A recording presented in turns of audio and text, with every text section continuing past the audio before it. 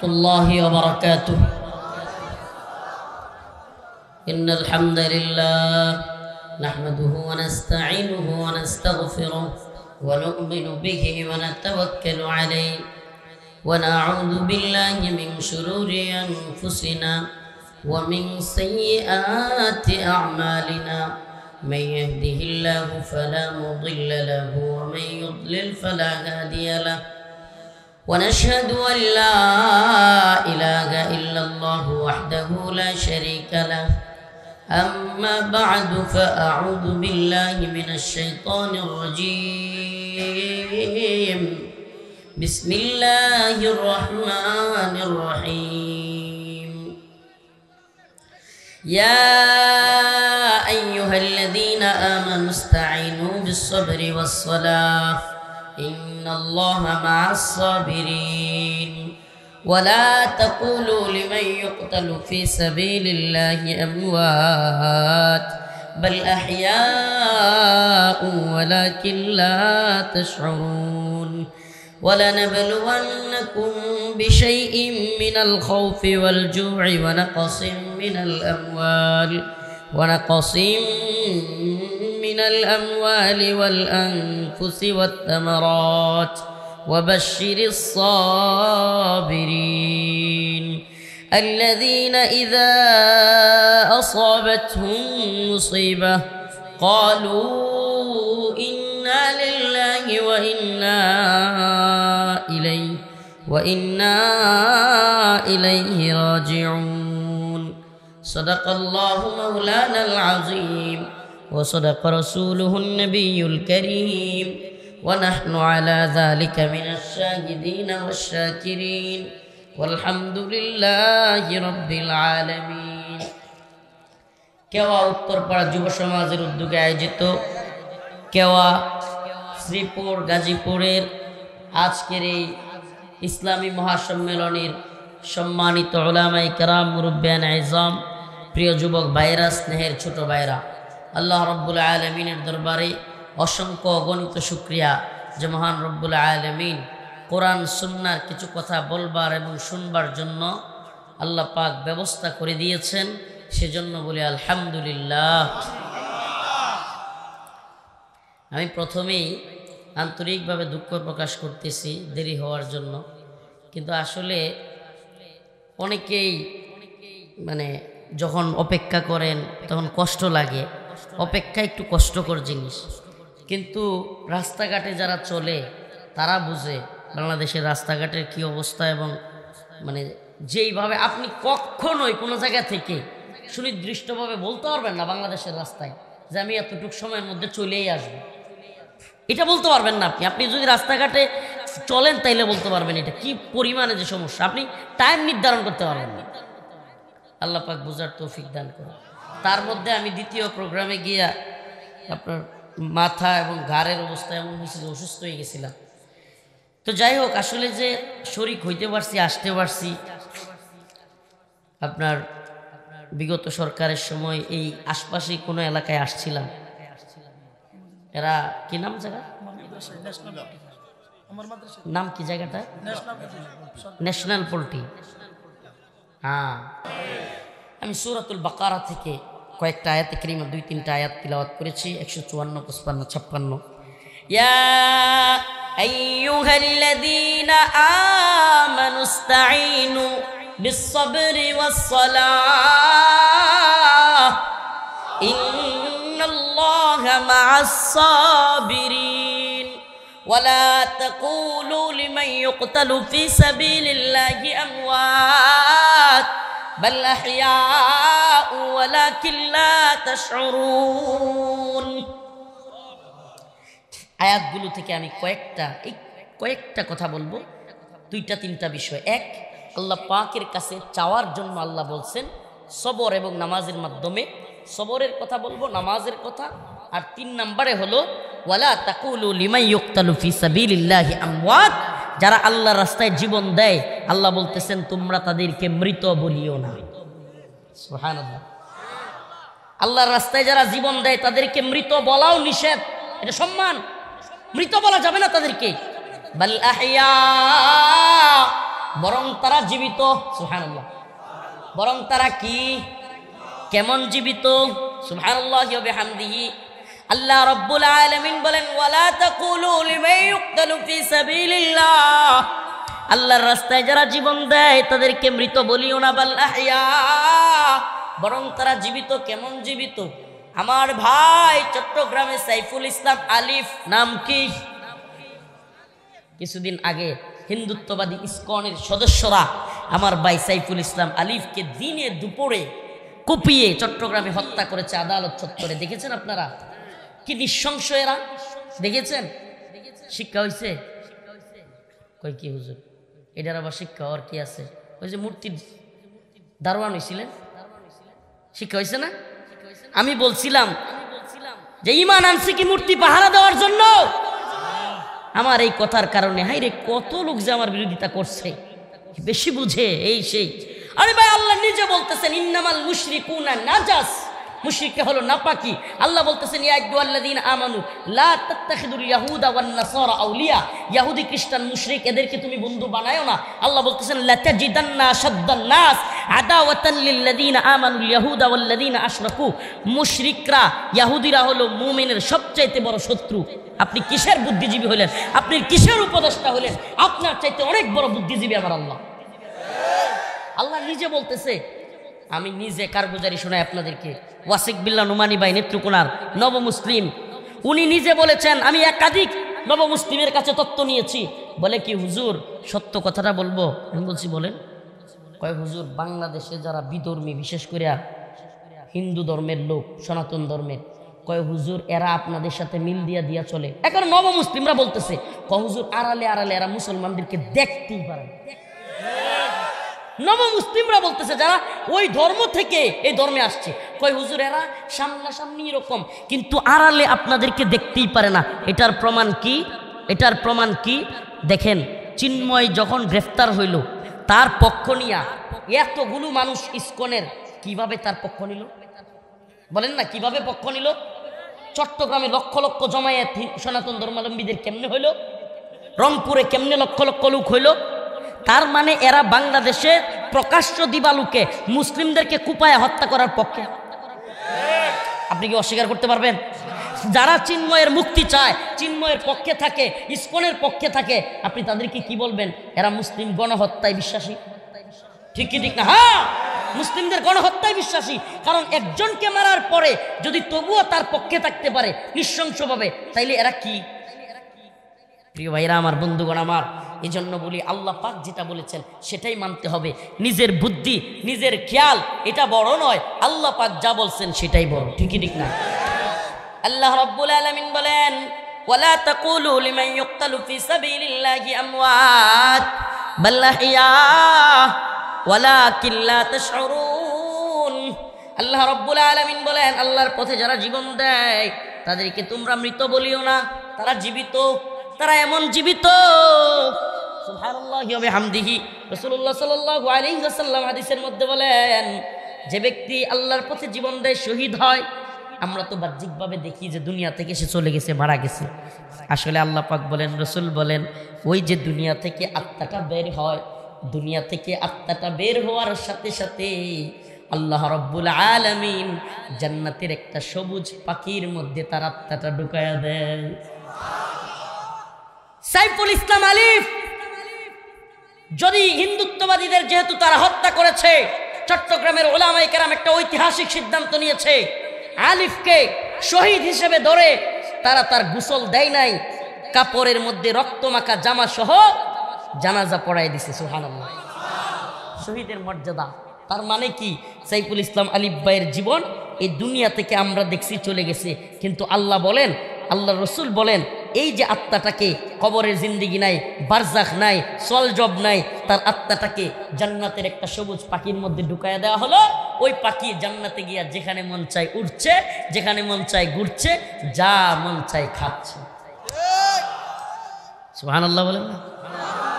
খাচ্ছে, ঘুরতেছে। সুবহানাল্লাহ। আল্লাহ পাক এমন মর্যাদা শহীদকে দিয়েছেন। শহীদ হওয়ার তামান্না আছে তো? আছে তো?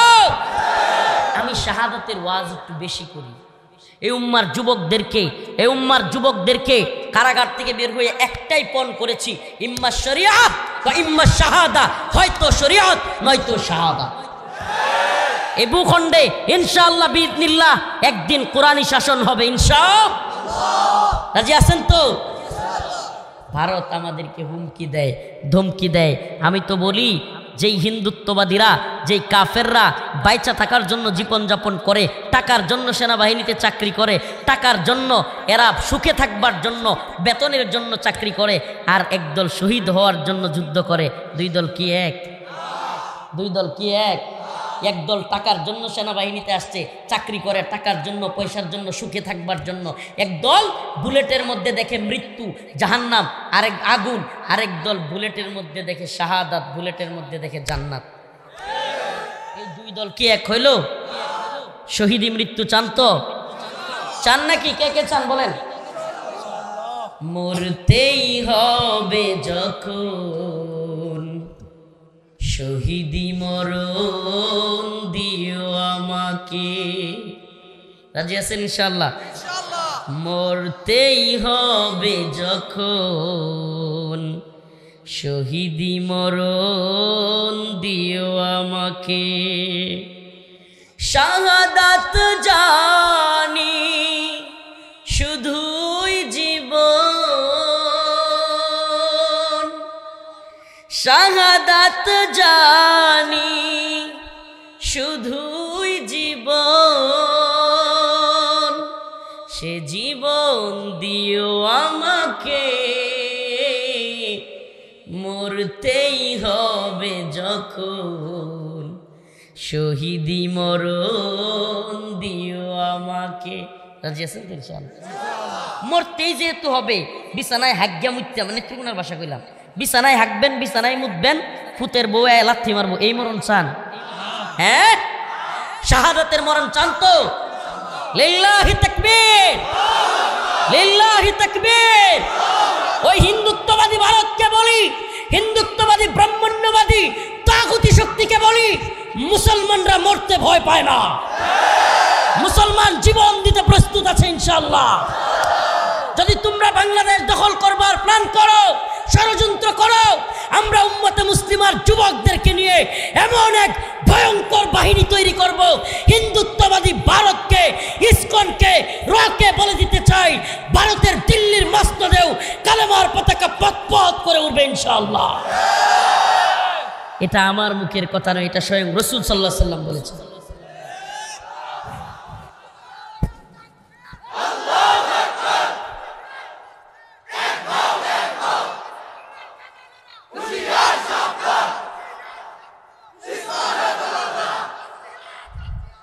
সাবিলুনা সাবিলুনা, তরিকুনা তরিকুনা, সাবিলুনা সাবিলুনা, তরিকুনা তরিকুনা।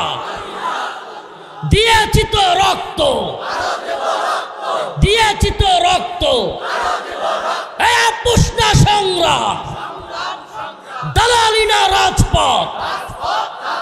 আপনাদের এই চেতনাটা থাকলে ভারত আর জীবনে বাপের জন্মে গোলামি করানোর বাংলাদেশকে চিন্তা করবেন।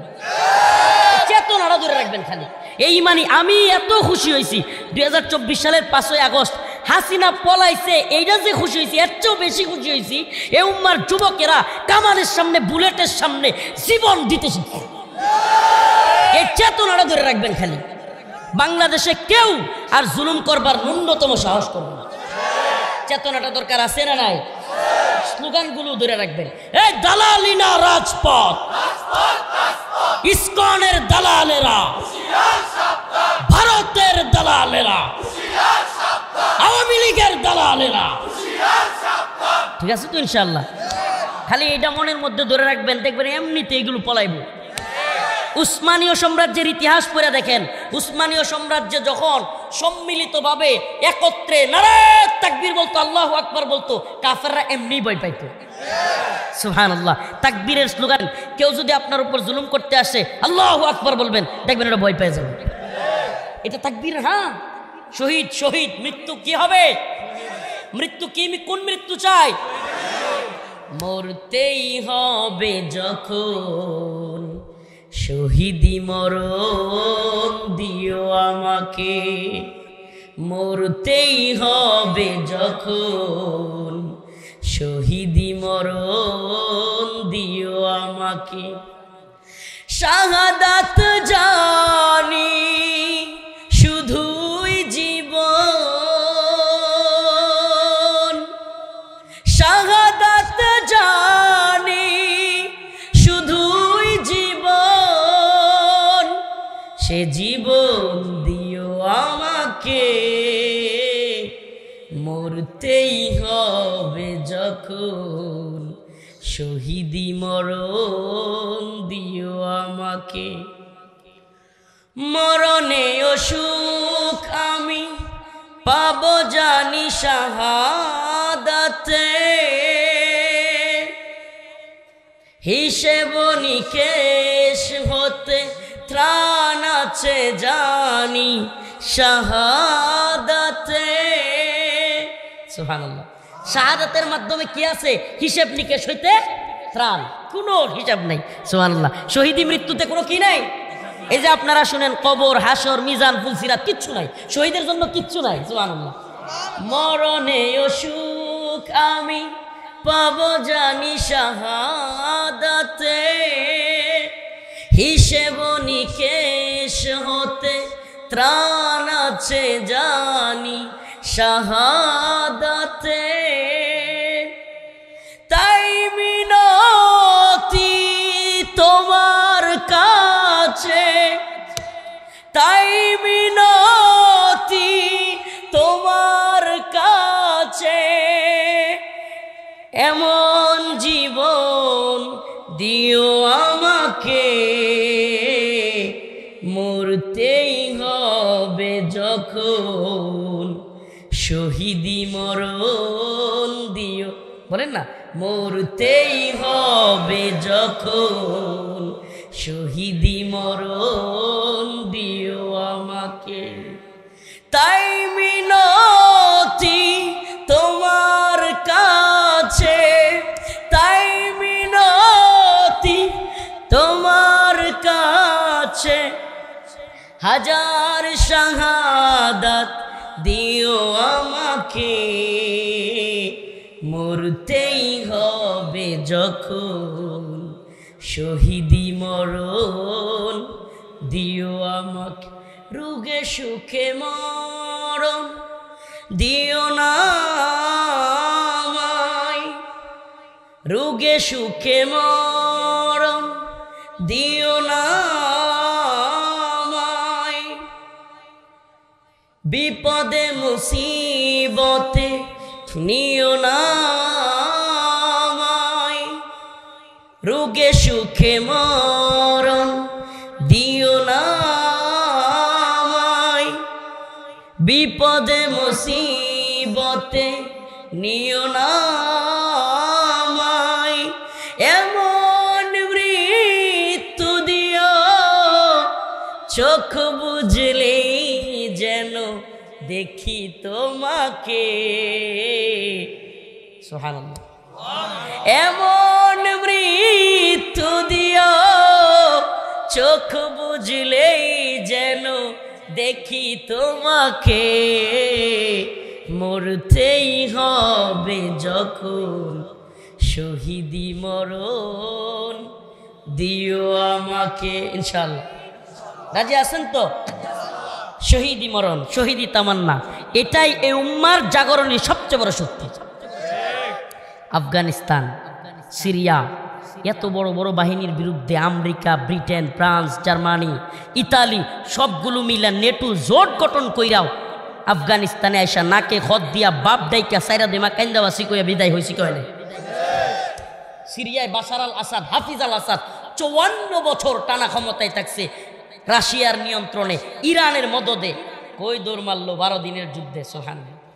মর্দে মুজাহিদরা কেমনে জিতে? একটাই কারণ, ইসবিরু ওয়া সাবিরু ওয়া রাবিতু, ইসবিরু ওয়া সাবিরু ওয়া রাবিতু। তারা সবর করে, ধৈর্য ধরে। এটা কেমন সবর? কেমন সবর? আল্লাহ না করুক, আল্লাহ না করুক আমরা যুদ্ধ তামান্না করি না, আমরা বিপদ তামান্না করি না, কিন্তু যদি ভারত আমগরে কামড় দেয় আমরাও এমন কামড় দিব ছাড়তাম না। কথা কন না? শত্রুর সাথে মোকাবেলাটা হলো এটাই, উদাহরণটা হলো ইসবিরু ওয়াসাবিরু ওয়ারাবিতু। এটা তাফসিরে আসছে যে আপনারা কেউ কামড় মারছে, আপনিও তারা কামড় মারছে, দুইজনে কামড়া কামড়ি চলতেছে, ও বাবা আগে কেডা কয়? এই মুসলমান কি আগে ও বাবা কইব? হ্যাঁ, 2001 সালে আমেরিকা হামলা করছে আফগানিস্তানে, কত?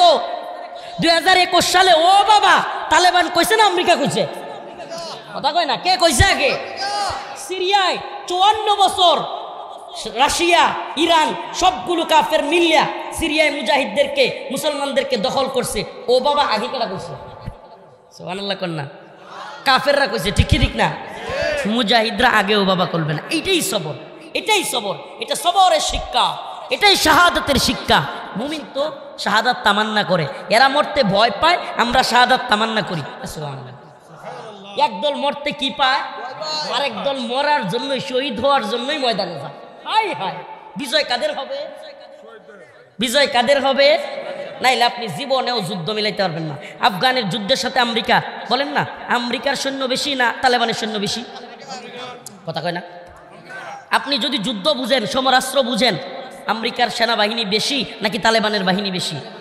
আমেরিকার অস্ত্র বেশি নাকি তালেবানের বেশি? আমেরিকার বিমান বেশি না তালেবানের বেশি? আফগানের তালেবানদের তো বিমানই ছিল না, যুদ্ধ বিমান, জঙ্গি বিমানই ছিল না। আমেরিকার আছে সাবমেরিন, আমেরিকার আছে জঙ্গি বিমান, আমেরিকার আছে সামরিক অস্ত্র, আমেরিকার আছে ড্রোন, কামান, কত কিছু। হারছে কেডা? হারছে কেডা? কেমনে হারলো? এটা আপনি সূত্র মিলাইতে পারবেন না, কোনো মিলাইতে পারবেন না। একটা জায়গায় গিয়া মিলবে, সেটা হলো ধৈর্যের শক্তিতে, ইমানের শক্তিতে তালেবান শক্তিশালী ছিল।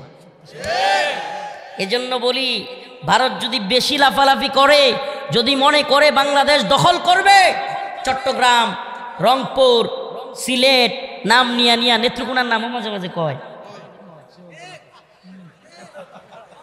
মনটা কি কয় তো, নেত্রকোনার নামও কয়। ইনশাআল্লাহ আমরা শহীদ হয়ে যাব, কিন্তু আমাদের ভূখণ্ড ছেড়ে দিব না। মোল্লা উমর শহীদ হয়ে গিয়েছেন, কিন্তু জর্জ ডব্লিউ বুশের প্রেতাত্মারা নাকে খত দিয়া বাপ দেখে বিদায় নিছে। এই জিতছে কে? মোল্লা উমরের উত্তরসূরিরা। হারছে কে? George W বুশের প্রেতাত্মারা। ঠিক কি ঠিক না? আমরা হয়তো শহীদ হয়ে যেতে পারি, কিন্তু আমাদের পরবর্তী প্রজন্ম বিজয় ছিনে আনবে। ছিনে আনবে কে আনবে না? তাইলে এই প্রজন্ম টিকটক, লাইকি, ফেসবুক, নেশা, মাদক আর হলো নারীর পিছনে ছুটলে কি বিজয় আসবে? কথা বলেন। ফজরের নামাজ আদায় করতে হবে, 5 ওয়াক্ত নামাজ পড়তে হবে। সবরের শিক্ষা তখনই আসবে যখন নামাজ পড়বেন আপনি।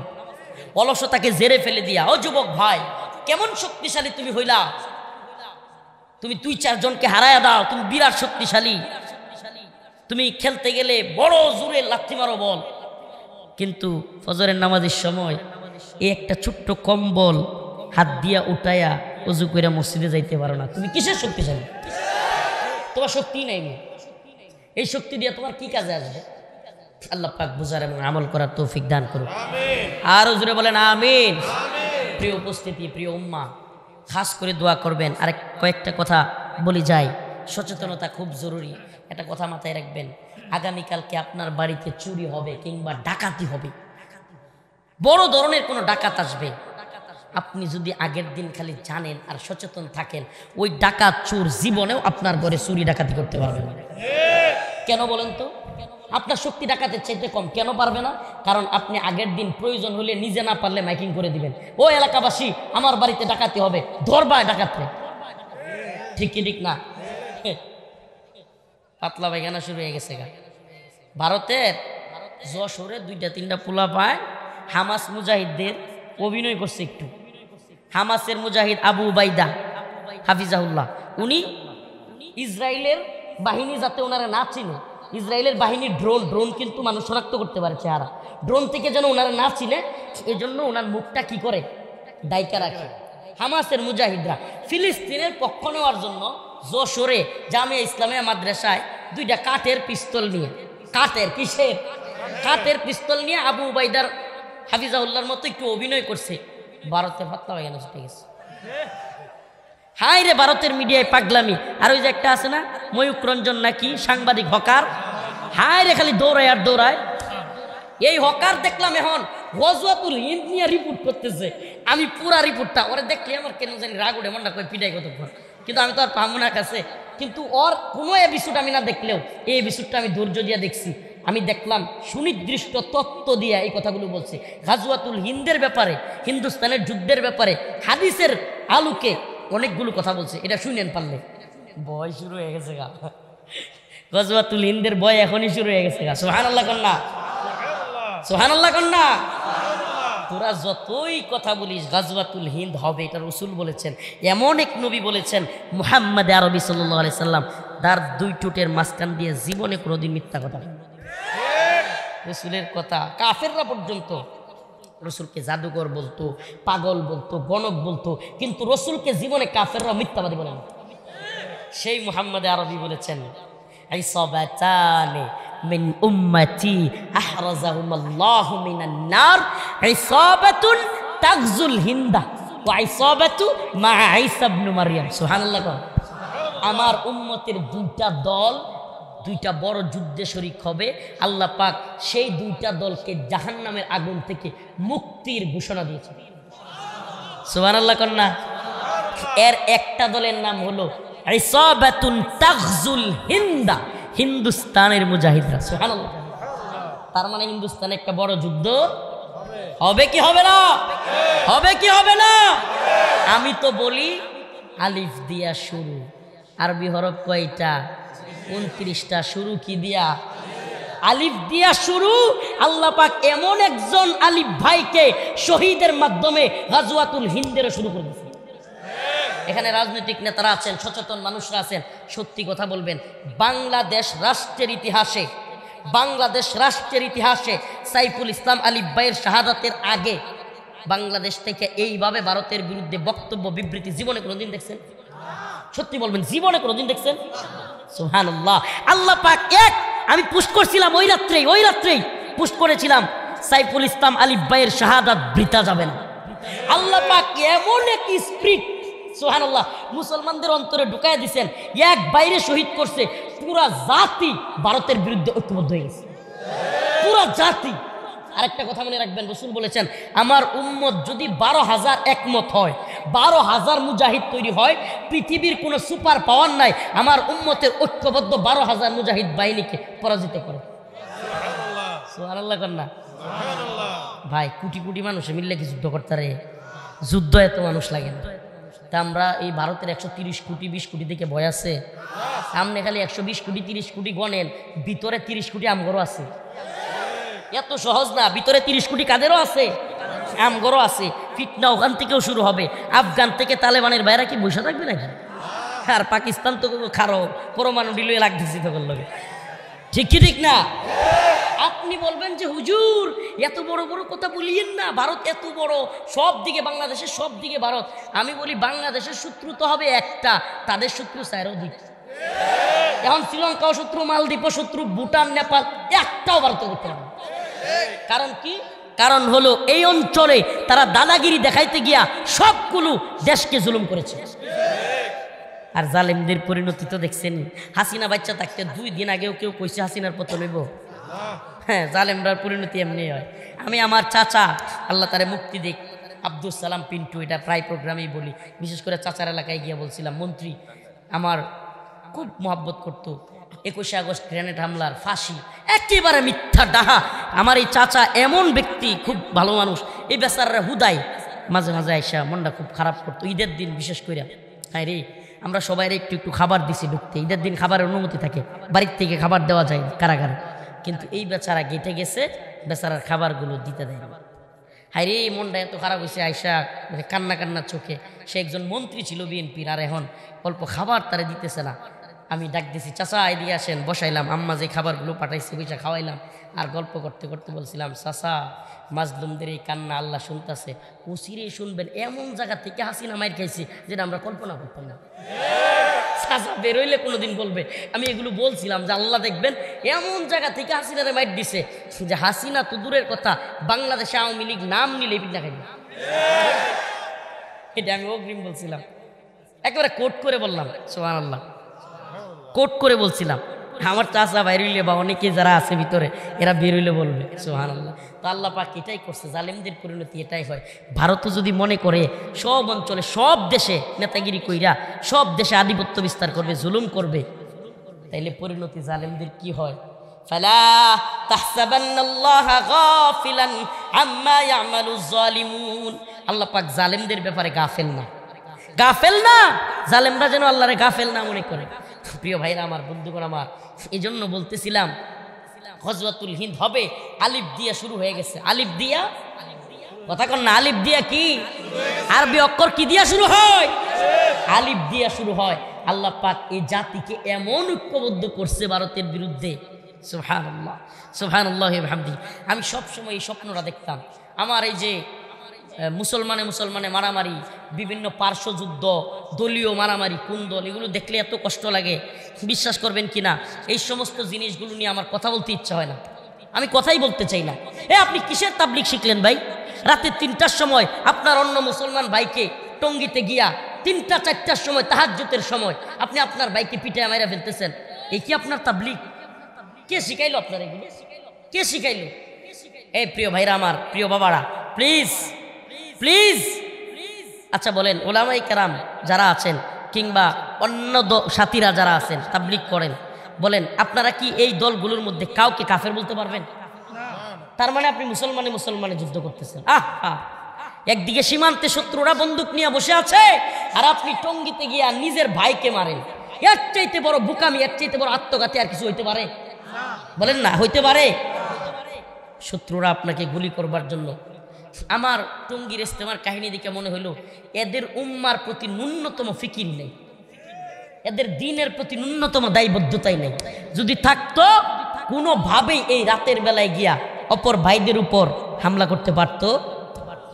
এটা কিসের দিন? এটা কিসের তাবলিগ? আল্লাহ পাক বুঝার তৌফিক দান করুন। আরো জোরে বলেন আমিন। ওয়া আখিরু দাওয়ানা আনিল হামদুলিল্লাহি রাব্বিল আলামিন। আসসালামু আলাইকুম ওয়া রাহমাতুল্লাহি ওয়া বারাকাতুহু। খাস করে আমার জন্য আপনাদের কাছে দোয়া চাই, খাস করে